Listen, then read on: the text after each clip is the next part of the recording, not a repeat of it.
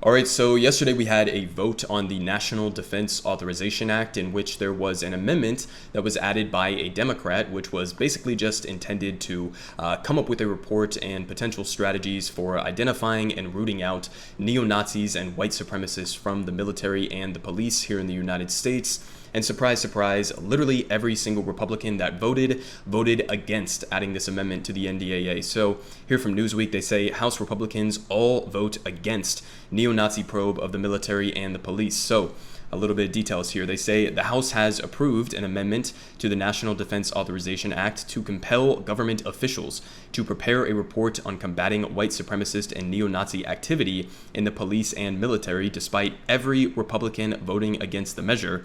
And the amendment, sponsored by Representative Brad Schneider, was passed in a 218 to 208 party line vote on Wednesday. All 208 votes went against the amendment came from House Republicans, one of whom described it, of course, as Orwellian. I mean, this is, at this point, just a fucking catchphrase that conservatives use for anything that they don't like. They basically completely removed any meaning from the word Orwellian, but nonetheless, they continue here with more details, saying the Schneider Amendment called for the FBI, the Department of Homeland Security, and the Secretary of Defense to publish a report that sets out ways to combat white supremacist and neo-Nazi activity in the uniformed services and law enforcement agencies not later than 180 days after enactment and for 6 months thereafter, every 6 months thereafter. So basically just a rolling enforcement of trying to root out these ideologies within the military and police.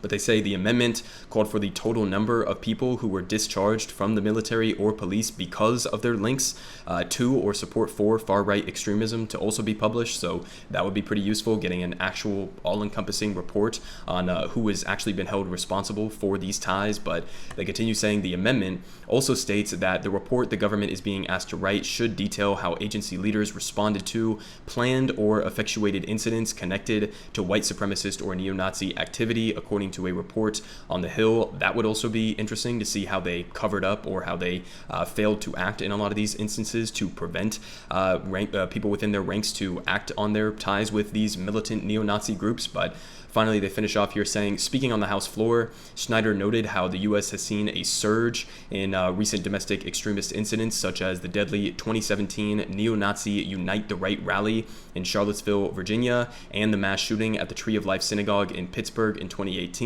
We also just had that recent example up in Buffalo, New York, at the Tops grocery store, where the dude straight up wrote like an entire manifesto using a lot of rhetoric that you could actually hear from people like Tucker Carlson or Marjorie Taylor Greene on the Great Replacement theory.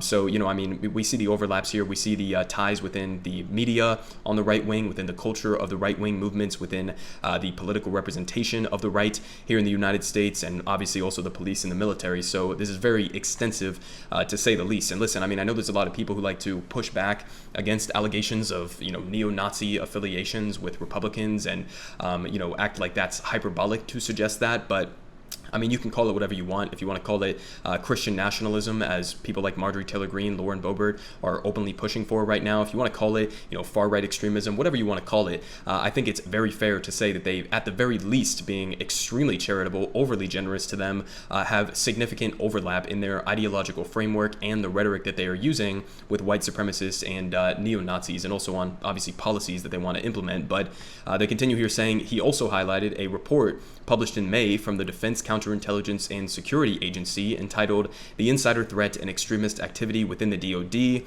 which detailed examples of military personnel being found to have held extremist views. So that's just a breakdown on exactly what these demented Republicans were voting against, including in the National Defense Authorization Act. Again, not really sure why you would have any justification outside of having neo-Nazi sympathies for voting against something like this, but would be interesting to hear an explanation outside of just describing it as Orwellian, but on a little bit more information here in terms of how deep this rot actually goes within these various institutions. So here from The Guardian, they say white supremacists and militias have infiltrated police across the United States, report says.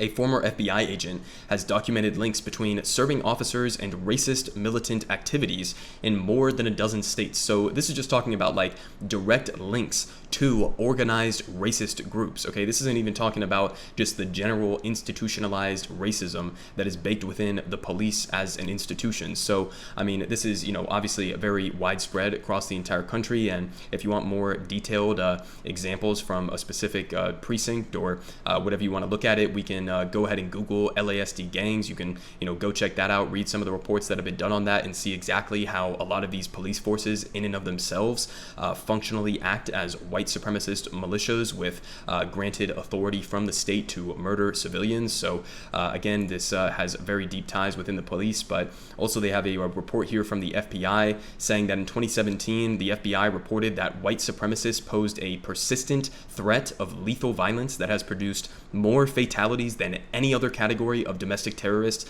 since 2000. And alarmingly, the internal FBI policy documents have also warned that agents assigned to the domestic terrorism cases that white supremacists and anti-government militia groups they investigate often have active links to law enforcement officials. So again, you can see exactly how deeply baked within the police force that this is. You also have, again, more information on the military side of this from The Guardian. They say 1 in 5 applicants to white supremacist group, the Patriot Front boys right here, have ties to the U.S. military. So 18 out of 87 applicants, 21% of those who applied to the Patriot Front neo-Nazi group were currently or formerly affiliated with the military. So, I mean, again, no surprises here coming from the Republican Party that they wouldn't really be willing to aggressively confront the neo-Nazi ideology that is baked within their party, but you know, that's who they are. They are saying it up front at this point. They're not even really using many dog whistles anymore. Again, you have politicians that are elected representatives within the Republican Party